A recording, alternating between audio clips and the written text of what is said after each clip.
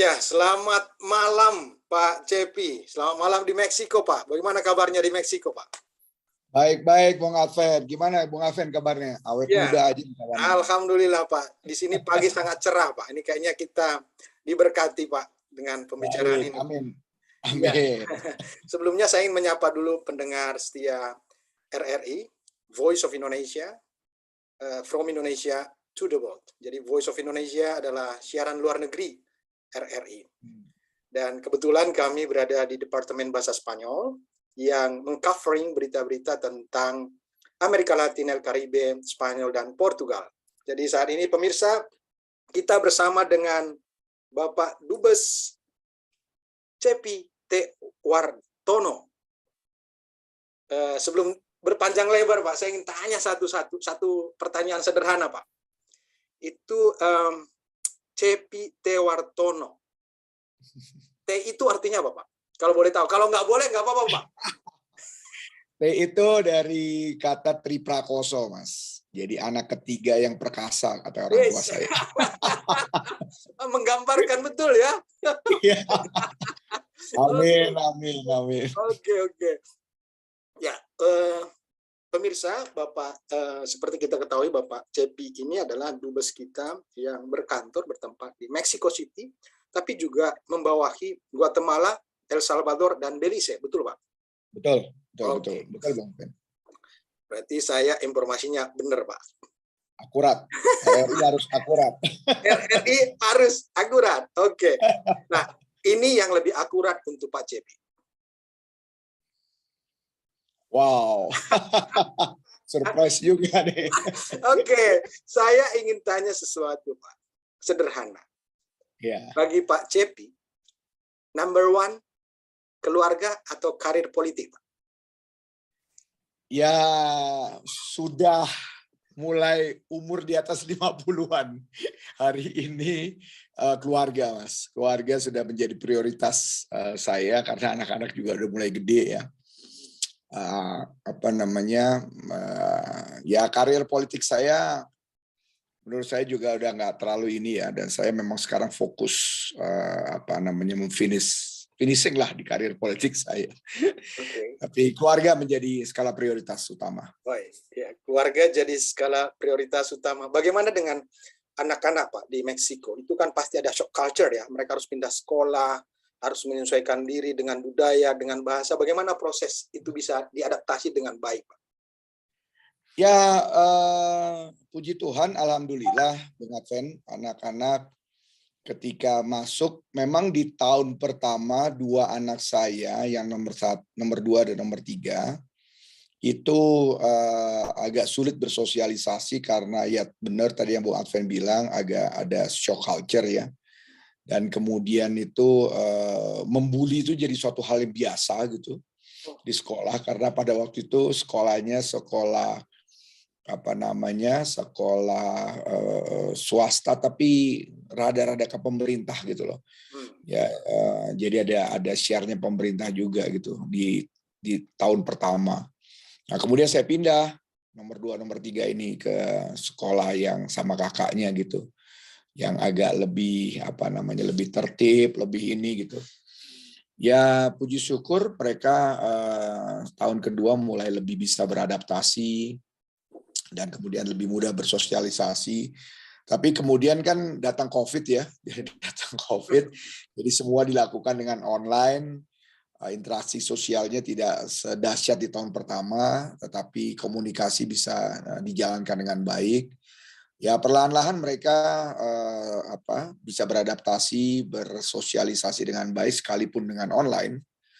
Dan kemudian senang di sekolah yang baru ya sekolah itu sekolah swasta Katolik gitu, jadi agak keras gitu, tetapi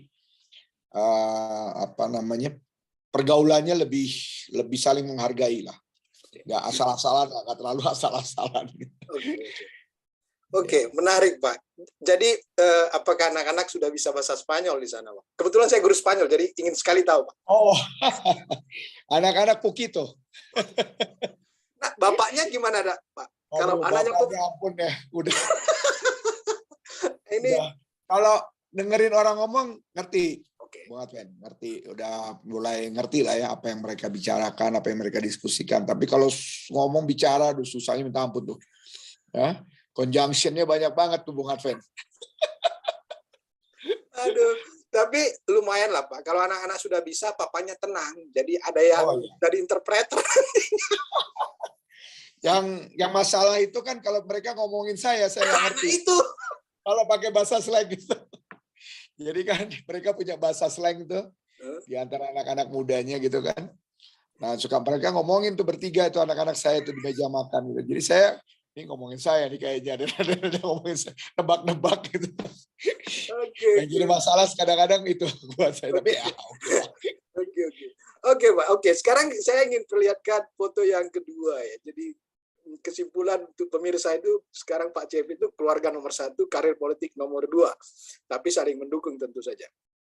Oke, kita akan lihat foto yang kedua. Oke.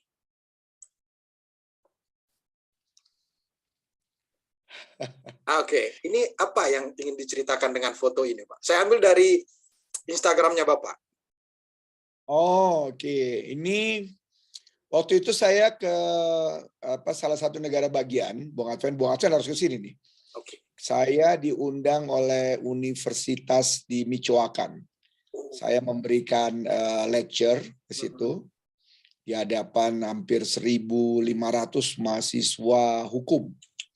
Kebetulan kota ini kampusnya itu terkenal dengan fakultas hukumnya. Universitas Michoacan itu ada fakultas hukum yang sangat terkenal. Dan saya salah satu dubes yang diundang waktu itu ada 2 dubes yang diundang Indonesia dan kalau nggak salah itu seingat saya dari Tajikistan apa kalau nggak salah gitu. Dan ya ini bicara soal hukum dan human right di hadapan para mahasiswa tingkat akhir ya. Menarik, menurut saya menarik. Kemudian keluar diskusi, keluar banyak pertanyaan gitu ya. Dan mereka surprise dengan human rights yang ada di Indonesia, dengan hukum yang ada di Indonesia, kemudian dengan sistem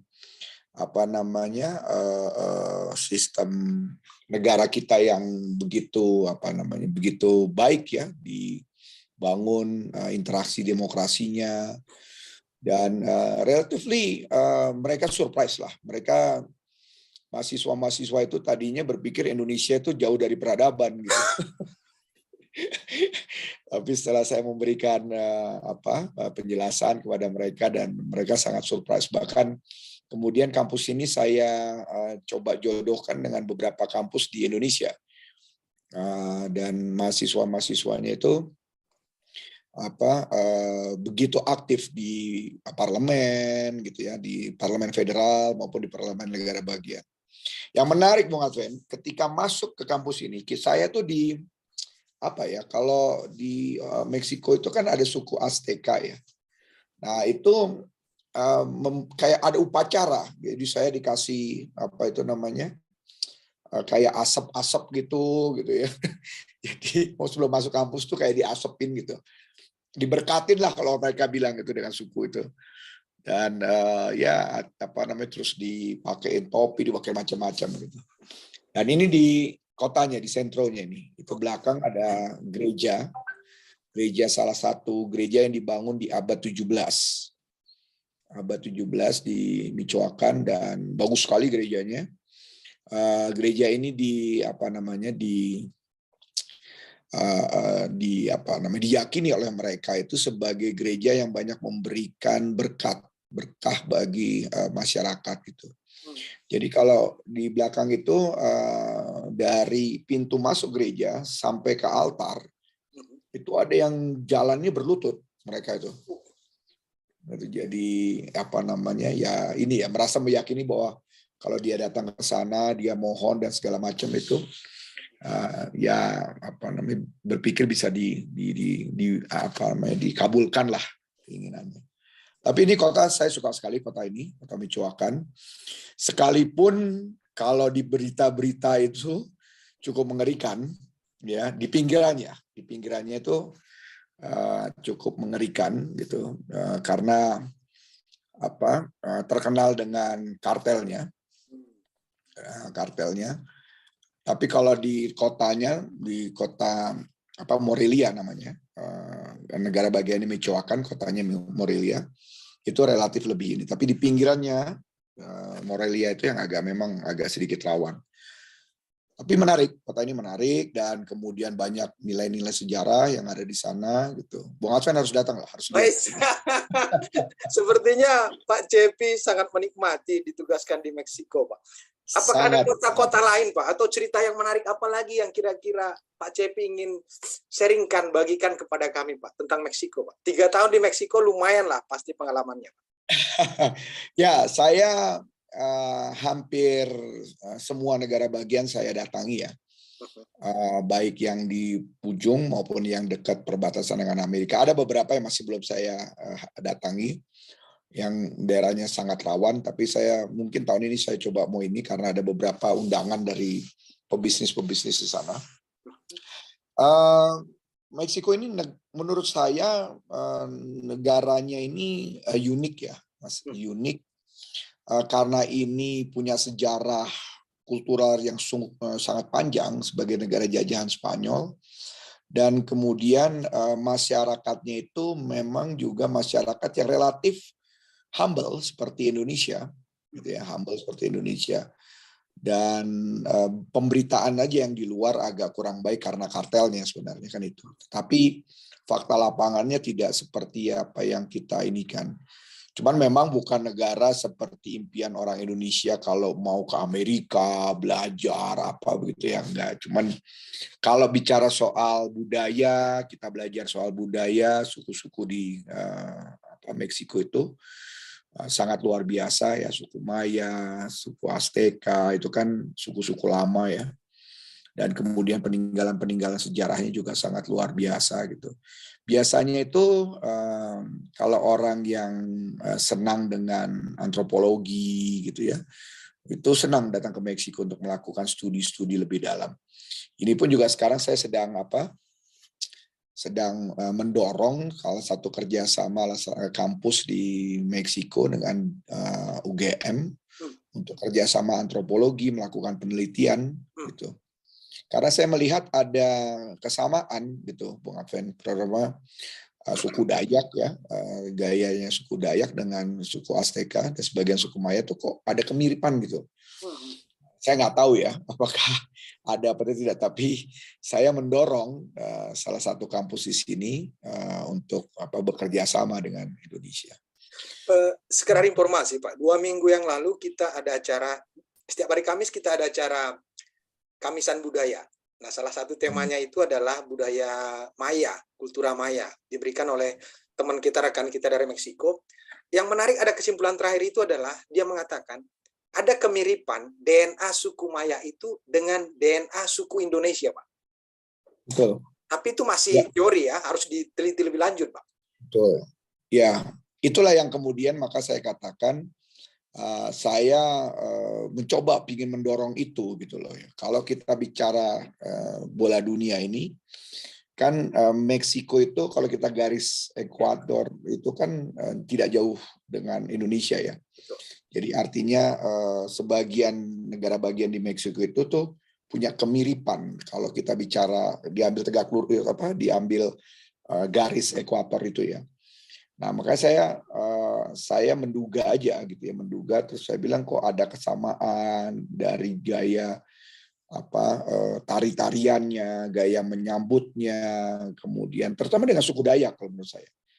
Kemudian menggunakan asap-asap begitu ya. Kemudian ya kayak begitulah dan saya pernah ke Kalimantan melihat itu kok ini saya bilang kayak ada kemiripan cara mereka berdansa dan sebagainya.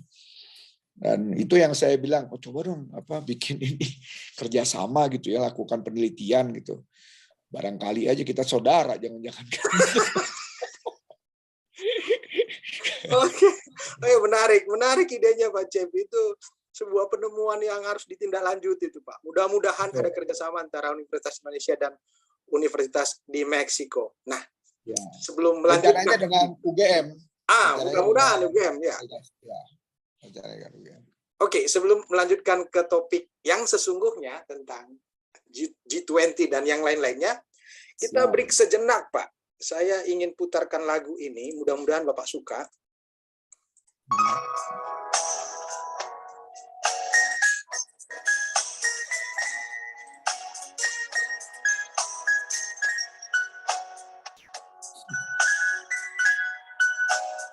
Wow.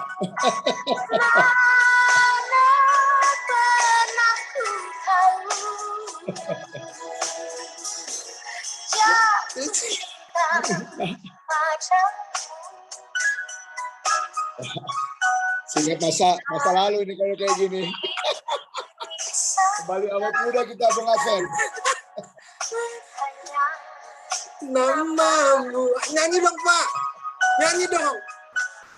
Bila hatimu tak sayang padamu, jangan katakan. Bila hatimu tak sudi,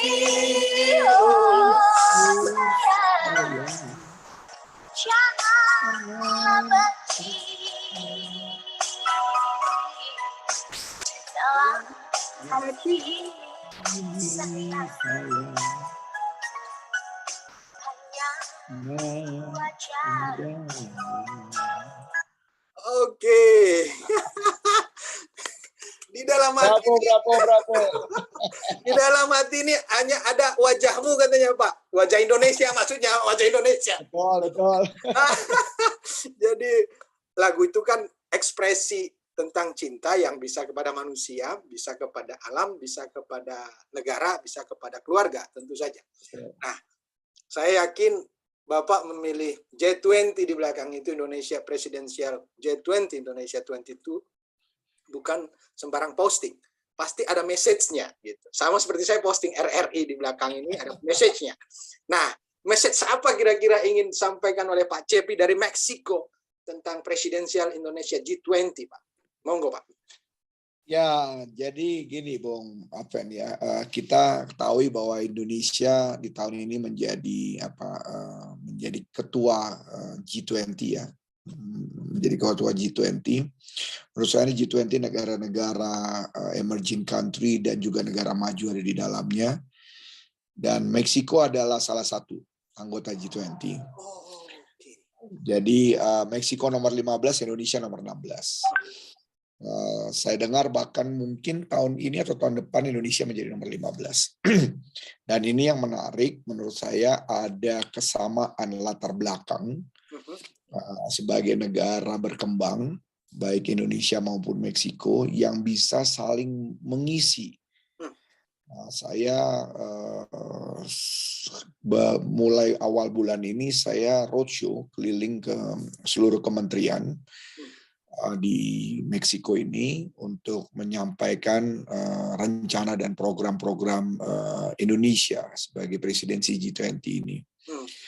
Karena ada hampir di atas 200 kali meeting ya selama 1 tahun yang diselenggarakan oleh Indonesia, dan Meksiko adalah sebagai anggota yang saya minta untuk lebih aktif, berperan aktif dan memberikan masukan bagi perkembangan hubungan multilateral sesama negara berkembang atau dengan negara maju. Apalagi Meksiko menurut saya memiliki kepentingan yang cukup besar karena bertetangga dengan Amerika yang juga merupakan anggota G20. Dari situlah menurut saya message Meksiko bisa disampaikan di Indonesia. Itu yang pertama. Yang kedua, kita ketahui Presiden juga hari ini begitu antusias untuk mendorong agar G20 yang diketuai oleh Indonesia pada tahun ini bisa betul-betul memberikan manfaat baik langsung maupun tidak langsung bagi Indonesia khususnya sebagai ketua dan bagi anggota G20. Dan disinilah yang menurut saya menjadi challenge ya buat saya, karena dari dari kacamata ekonomi misalnya, mereka dua negara ini mempunyai kemiripan kebutuhan gitu ya terhadap negaranya. Indonesia ingin mendatangkan investasi, juga begitupun dengan Meksiko. Tapi kemudian bagaimana kedua keinginan yang sama ini bisa saling mengisi satu lain sama lain, komplement satu sama lain gitu ya. Nah itu yang saya coba jelaskan ke pemerintah Indonesia, ke Jakarta, dan juga saya jelaskan kepada pemerintah Meksiko gitu. Karena dua-duanya memiliki kebutuhan yang sama gitu.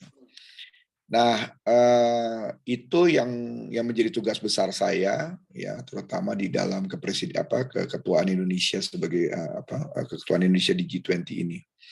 Dan saya sampaikan kemarin saya juga keliling ketemu dengan Menteri Keuangan di Meksiko, kemudian ketemu dengan perwakilan dari Gubernur Bank Sentralnya Meksiko, gitu ya. Bagaimana kemudian ada hubungan bilateral yang bisa kita dorong di dalam G20 ini gitu, memberikan manfaat atau memberikan percepatan lah gitu, karena ini momentum menurut saya, momentum.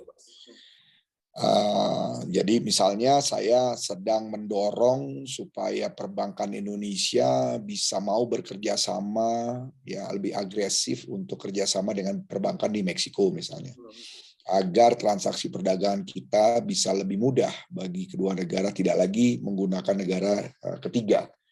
Ya, selama ini kan selalu menggunakan negara ketiga. Nah, itu kemudian kami juga mendorong perbankan Meksiko untuk investasi ke Indonesia. Kemarin salah satu bank besar di Meksiko saya temui CEO-nya, owner-nya, dan mereka tertarik untuk masuk di Indonesia karena yaitu jumlah penduduk yang besar gitu. Dan bank ini bank yang bermain di dunia retail, namanya Bank Azteca. Dan ownernya sudah ketemu dengan saya dan mereka tertarik untuk masuk, dan kemarin kami berikan informasi kepada mereka. Begitupun juga Indonesia investasi di Meksiko gitu. Nah, saya mendorong tidak hanya sekedar perdagangan, tetapi ada investasi Indonesia, karena Indonesia ini kalau bicara sejarahnya dengan Meksiko punya hubungan yang sangat erat, Mas. Jadi ketika kita tahu lah tahun 53 itu di mana Bung Karno membuka hubungan diplomatik dengan Meksiko. Kemudian tahun 59, 60, 61 Bung Karno juga hadir ke Meksiko gitu ya. Dan mengatakan bahwa Meksiko adalah negara yang sangat strategis bagi kepentingan Indonesia pada waktu itu. Jadi bisa dibayangkan di era tahun segitu itu Bung Karno sudah datang ke Meksiko itu 3 kali, Bu. Itu kalau transit itu katanya dulu saya dengar 5 kali tuh. Sampai itu nggak ada direct flight, jadi ke Kolombo dulu, kemudian ke Timur Tengah, ke Eropa, baru ke ini gitu, ke Meksiko. Visioner banget ya Pak Karno itu ya. Betul, sangat visioner gitu. Nah, tapi sayangnya kan Meksiko ini negara yang saya katakan agak cenderung ke sosialis ya di era 70-an itu. Itu yang kemudian ketika kita masuk pada era Orde Baru hubungannya agak menjauh. Tidak terlalu erat ketika zaman Bung Karno pada waktu itu. Zaman Bung Karno itu di Indonesia kan ada sekolah Meksiko yang Lekir, ingat ya? Di Meksiko hari ini aja masih ada sekolah Indonesia. Ada 3 sekolah Indonesia yang dibangun oleh zaman Bung Karno. Itu membuktikan bahwa sejarah hubungan ini sangat erat ya. Dan tahun depan saya akan menyelenggarakan, kalau belum dipanggil pulang, akan menyelenggarakan 70 tahun hubungan Indonesia-Meksiko. Ini saya sedang menyusun tim untuk bisa membuat buku nih 70 tahun Indonesia-Meksiko. Nah, itu yang saya ingin dorong agar masyarakat Meksiko di generasi mudanya mengenal Indonesia, dan sebaliknya ya, di Indonesia juga mengenal Meksiko gitu. Nah, G20 ini menurut saya menjadi momentum buat kedua negara ini bisa saling mengisi satu sama lain ya.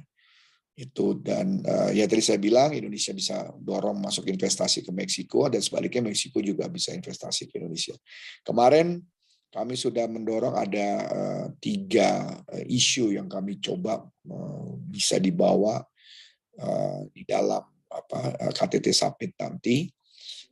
KTT G20 di November, ada kerjasama investasi Meksiko di Indonesia yang disaksikan oleh Presiden. Ini yang sedang kami kejar gitu. Mudah-mudahan bisa terrealisasi dalam tahun ini gitu. 2 tahun yang lalu misalnya Sarinah itu ya kita gandengkan dengan Dufry ya. Dufry itu salah satu perusahaan perusahaan duty free terbesar di dunia. Yang saya nggak tahu ternyata salah satu shareholder-nya orang Meksiko gitu. Itu juga dilalah gitu, dilalah ketemu di dalam forum-forum diplomatik. Terus kami ngobrol-ngobrol, terus kita dorong, dan mereka udah MOU tahun 2020. Baru kemarin tuh Bu Dirut Sarinah bilang, Pak, setelah 15 bulan akhirnya kita tanda tangan kerjasama, Pak. Jadi tidak gampang kan dengan perusahaan-perusahaan multinasional gitu. Karena ini menarik, kalau mereka sudah kerjasama, yang saya dorong sebenarnya itu adalah kalau dengan Dufry itu mereka punya 78 outlet pemasaran di seluruh airport di dunia.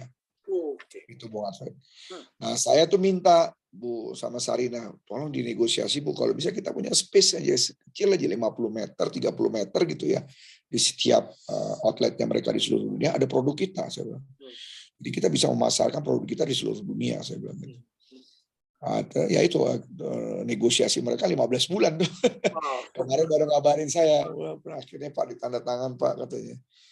Alhamdulillah puji Tuhan katanya. Saya bilang waduh thanks God lah. Jadi mereka akan membuka Dufry di Sarinah di kantor pusat di yang baru direnovasi. Kemudian Sarinah juga nanti akan buka outletnya di beberapa airport yang ada Dufry-nya. Itu Bung. Jadi ya banyak hal yang sebenarnya bisa kita dorong ya dalam G20 ini gitu. Nah, saya tinggal lihat momentumnya nih, apakah mungkin bisa saya jadikan vehicle bisa lebih cepat gitu prosesnya gitu. Supaya kedua belah pihak menjadi happy gitu.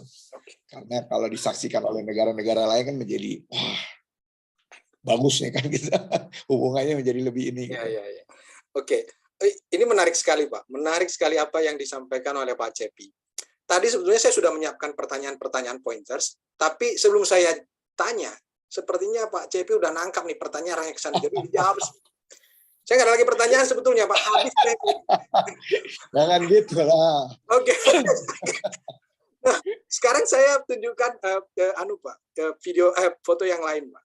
Ini kata orang, Pak. Kita mengenal diri kita kalau mengenal lebih banyak orang.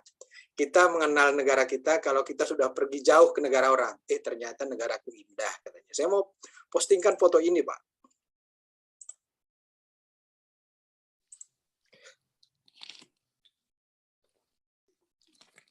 Ini foto di profile picture-nya Bapak.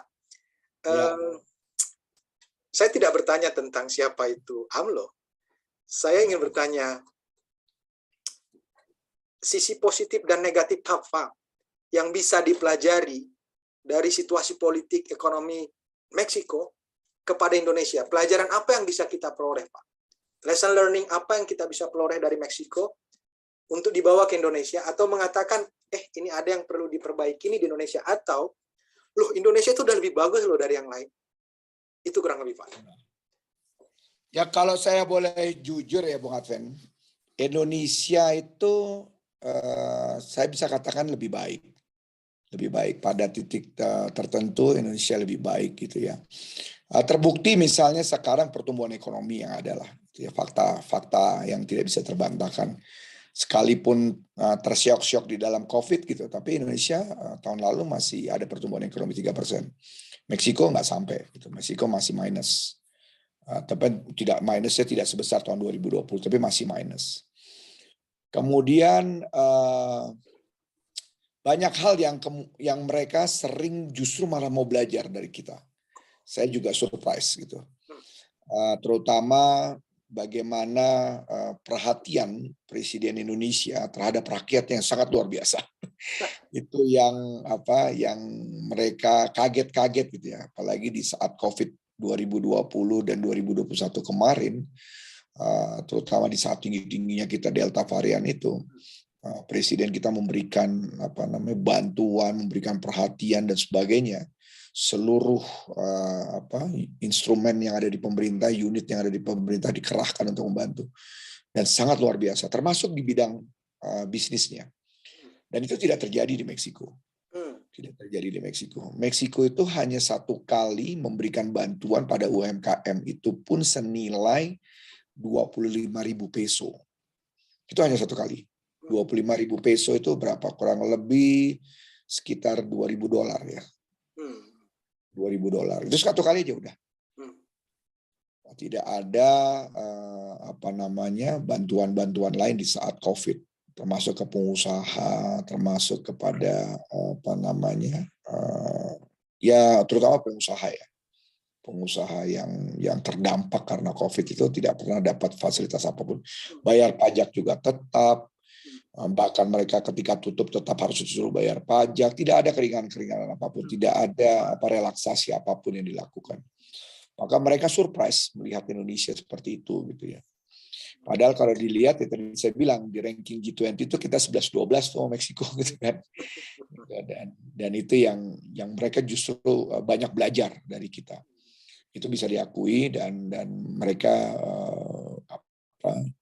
mereka selain itu memuji berbagai hal kepada Indonesia gitu. Ya saya juga kadang-kadang nggak enak hati juga gitu.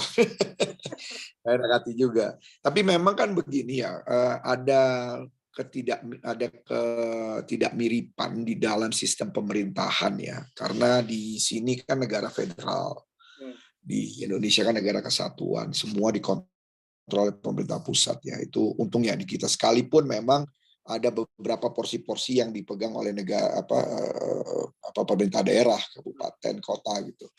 Tapi kalau di sini kan otoritasnya full di bawah negara federal, di bawah negara bagian masing-masing ya.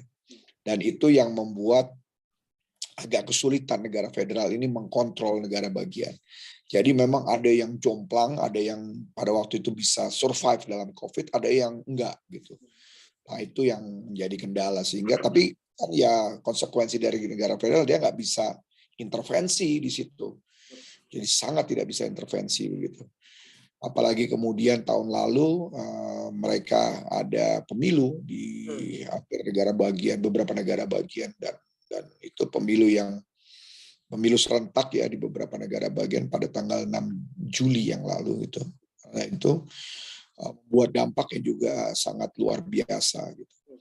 Nah, inilah hal-hal yang mereka, menurut saya, ya saya harus akui bahwa Indonesia di mata mereka jauh lebih baik dari kacamata ekonomi.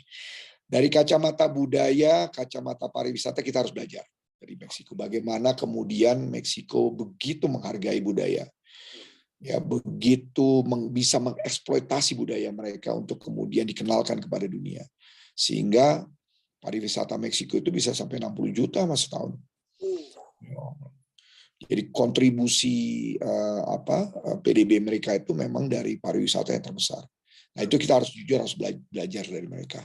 Bagaimana kemudian masyarakat di lapangan ya itu bisa begitu begitu dekat dengan para turis ya, dan tidak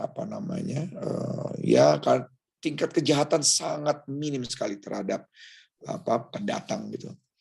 Itu mereka jaga gitu. Jadi mereka tahu betul bahwa di daerah-daerah negara bagian, misalnya di Yucatan, di daerah Cancun, ya itu daerah-daerah yang besar karena pariwisatanya, itu masyarakatnya betul-betul menjaga gitu.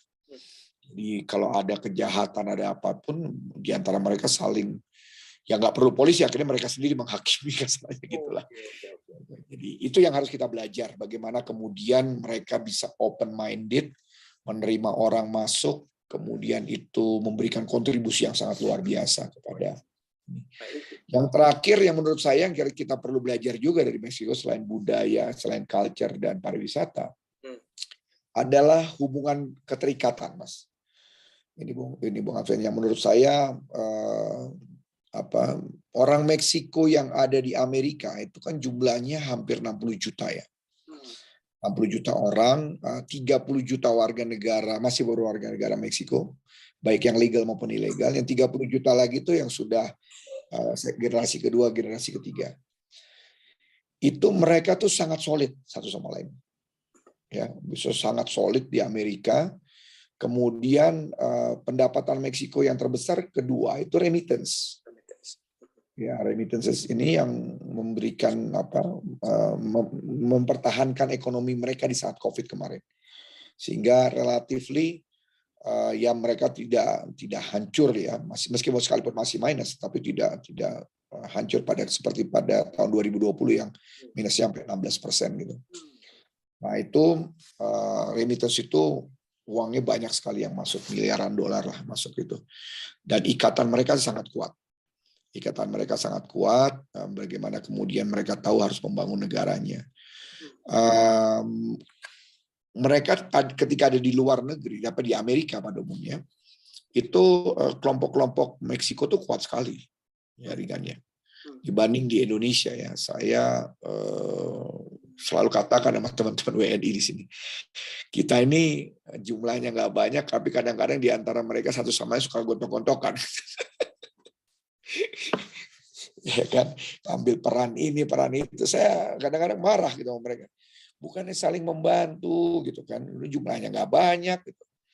Ada aja gitu, nanti Pak udah ngomongin si ini, ngomongin, saya bilang udahlah kalian nggak usah ngomong-ngomongin. Saya bilang, saya ini juga pernah tinggal di luar negeri, jadi saya pikir udahlah yang kayak gitu nggak usah diomongin, Anda berbuat untuk kepentingan bangsa dan negara gitu.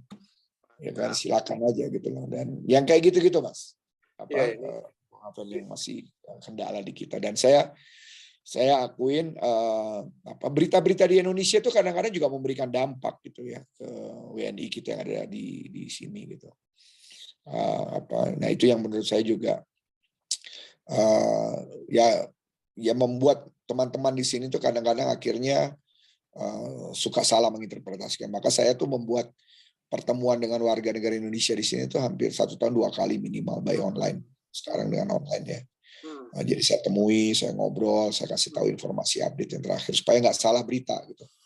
Kadang-kadang 3 bulan sekali gitu. Kemarin pada waktu saat kita nggak bisa pergi aktivitas sama sekali tuh ya tahun 2020 tuh 3 bulan ya, 2-3 bulan sekali saya update mengenai perkembangan di Indonesia, mengenai isu dan segala macam.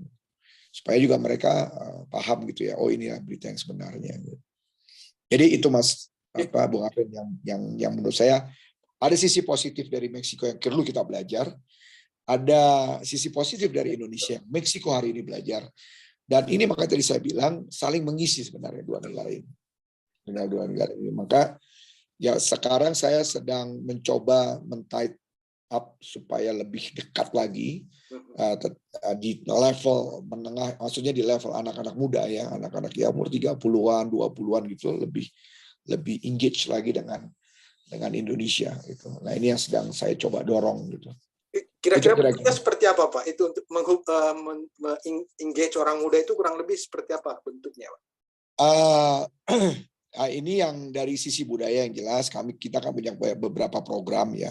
Saya tuh juga sekarang sedang mengumpulkan mantan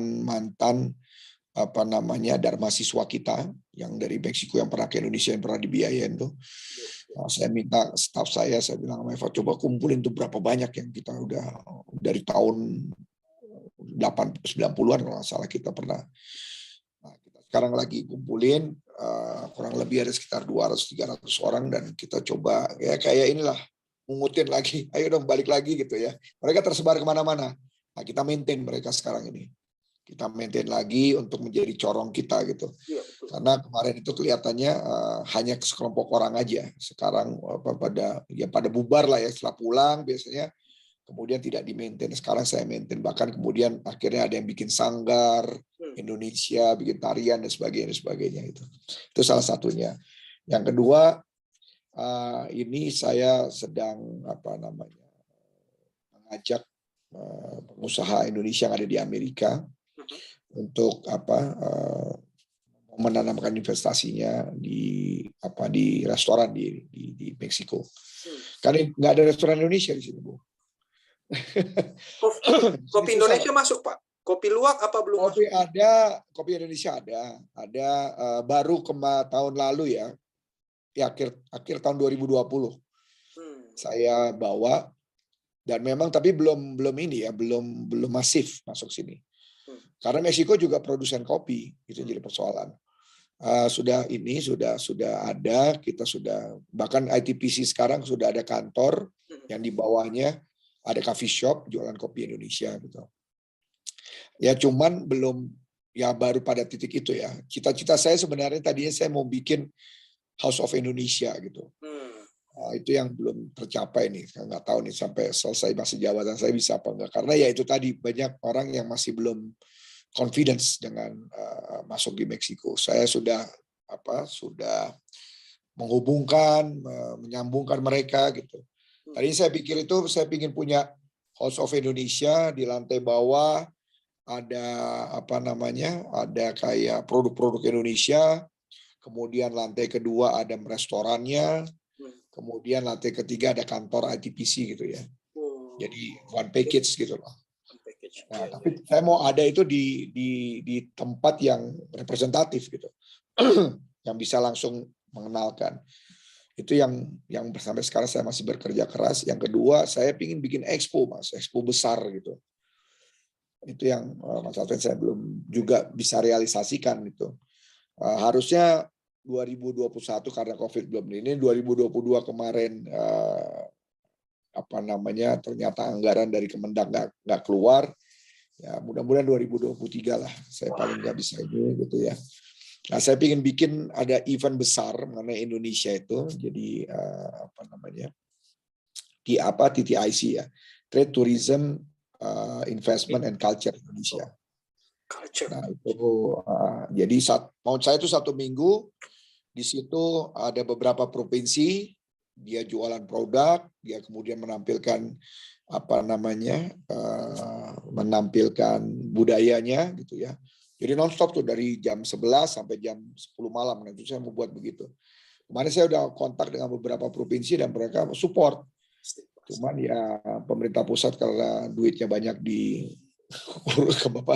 dialihkan ke COVID ya, jadi ya akhirnya belum dapat tahun ini gitu buat saya. Sebenarnya sih nggak mahal gitu. Cuman kan ternyata nggak gampang juga, Bung. Kita mau cari sponsor, nggak mungkin mudah kita cari sponsornya, tapi pertanggungjawabannya juga ternyata nggak gampang. Dengan keuangan pemerintah, dapat sumbangan itu harus dilaporkan, aduh ribet juga gitu loh. Jadi nggak mudah juga dengan sistem keuangan di kita ini. Ya saya sih harus jujur lah. Kadang-kadang birokrasi kita ini membuat kita itu geraknya nggak bisa ini. Nggak lincah. Kalau kelincahan salah, nggak lincah nanti salah juga. Gitu. Nah, itu fakta yang saya hadapi sekarang. Saya sering ngomong lah dengan teman-teman di Jakarta gitu.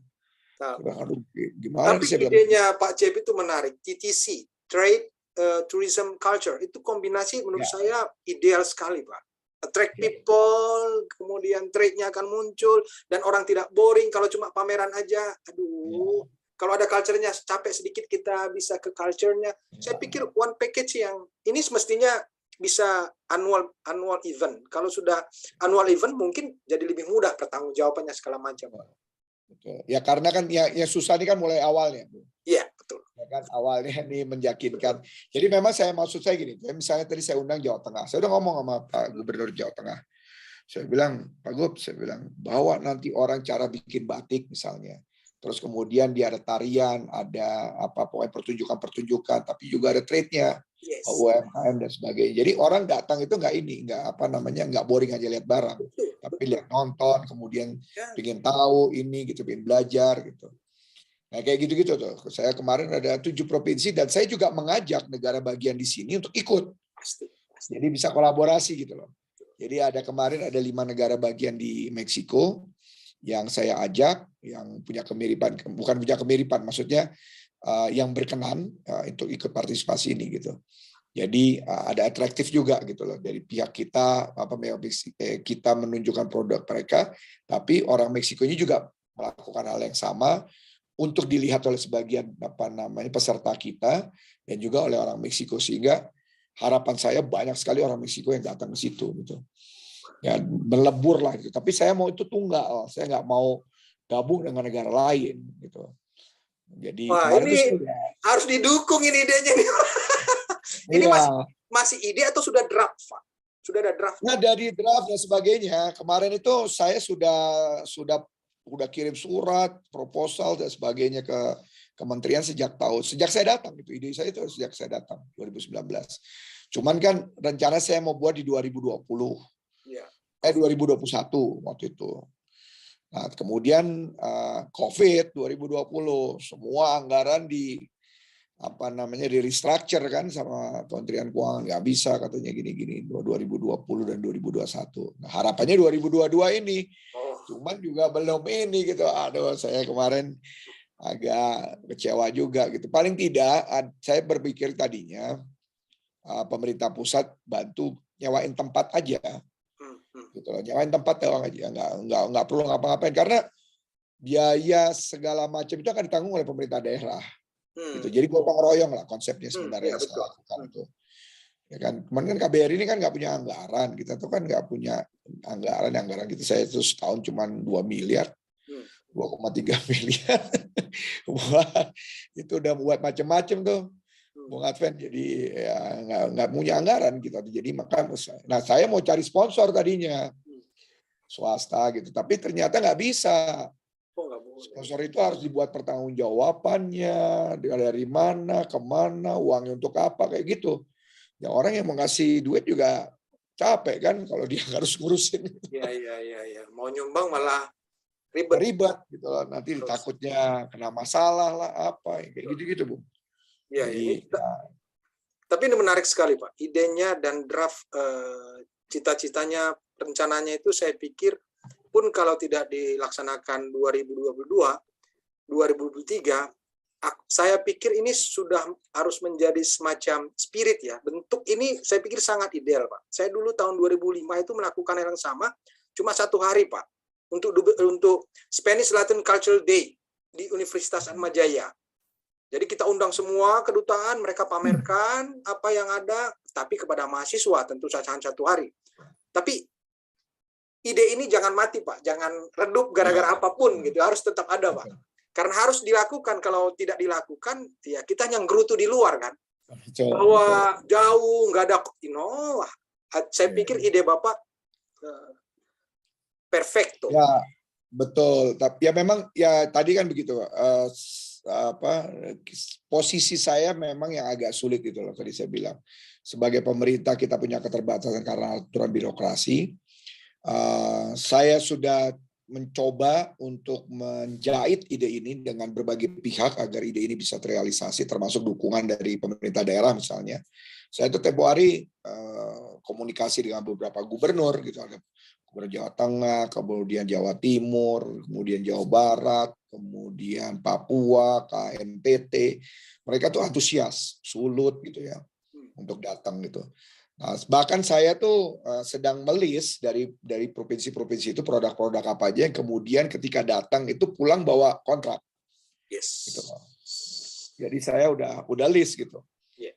Udah saya list. Nanti misalnya kita tahu di tahun ini jadi misalnya gitu ya. Tadi saya pikir mulai awal tahun ini saya coba gandengkan mereka. Jadi nanti pada saat itu ya sudah terjadi deal lah. Paling tidak sudah 70% realisasi. Jadi pulang ini para Pemda itu Pemprov itu pulang bawa sesuatu.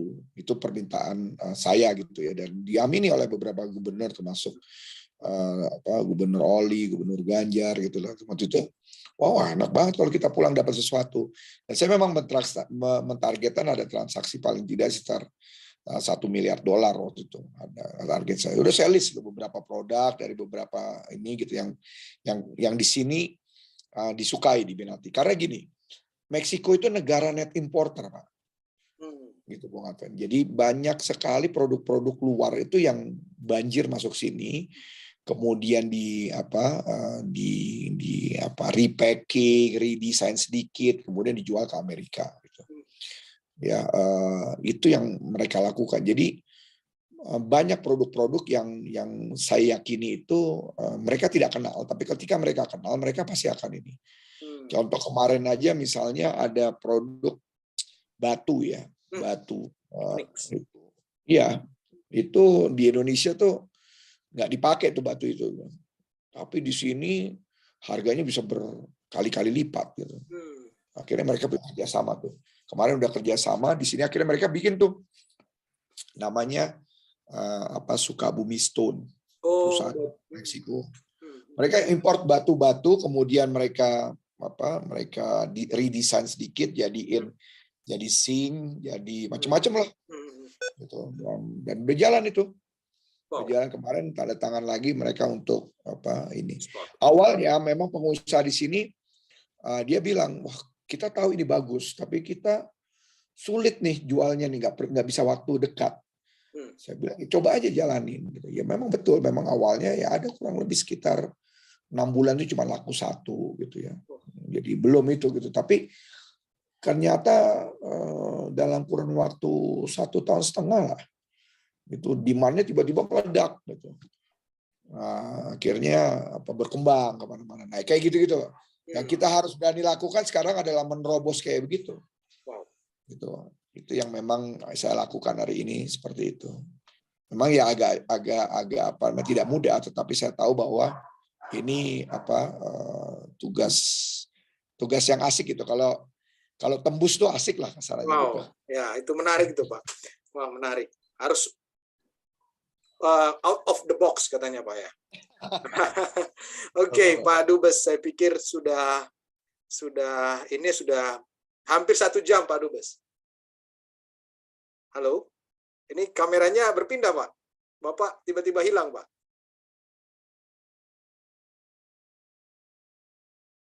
Halo Pak Dubes, Pak Cepi.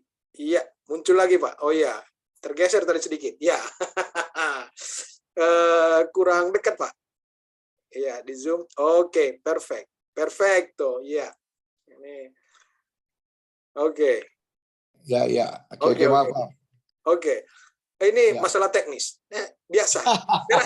Yang penting kontennya tidak berubah. Oke, Pak. Betul. Pak Cepi, kita sudah hampir 1 jam, Pak. Sangat menarik. Terima kasih, saya pikir sangat beruntung kami bisa berbincang-bincang dengan Pak Cepi.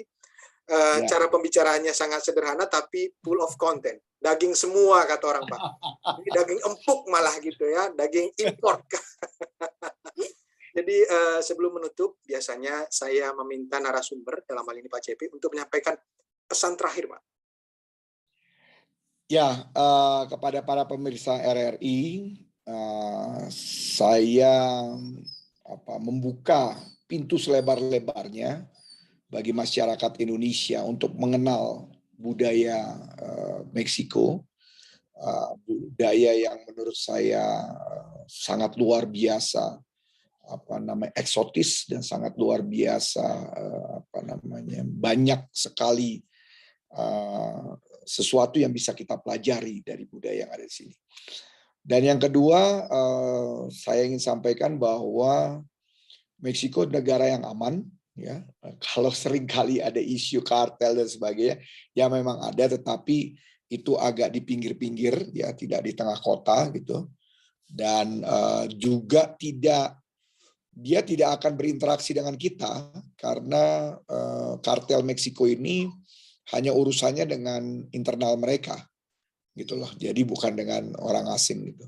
Jadi very welcome untuk melakukan apapun dengan Meksiko. Saya KBRI pada umumnya, saya secara pribadi membuka diri ya, agar bisa terjalin hubungan yang lebih erat Indonesia dengan Meksiko ataupun negara-tetangga negara akreditasi lainnya, Guatemala, El Salvador dan Belize. Dan saya juga melakukan komunikasi yang ini. Bahasa Spanyol juga bahasa yang menarik, Bung Adven tahu sendiri. Sekalipun sulit buat saya, tapi saya senang dengarnya kalau orang berbicara bahasa Spanyol. dan itu juga apa namanya bisa disosialisasikan di masyarakat Indonesia gitu. Mudah-mudahan ada kerjasama kalau bisa Bung Adven antara RRI dengan stasiun di Meksiko. Saya lagi berpikir tuh, lihat logonya RRI dari tadi tuh, kenapa nggak berpikir kerjasama aja dengan RRI-nya Meksiko gitu. Waduh. Coba kita jajaki ya. Iya, dengan senang hati Pak. Itu pucuk dicinta ulam pun tiba Pak. Oke, Pak Cepi, terima kasih banyak atas bincang-bincangnya. Terima kasih banyak, Bung Adven. Salam dari Indonesia, salam dari RRI, Voice of Indonesia, from Indonesia to the world. Sekali lagi, terima kasih Pak Cepi. Selamat malam, Pak. Selamat pagi, selamat kerja. Ya, saya izin Pak, close ya Pak ya. Ya, baik Pak. Ya, terima kasih.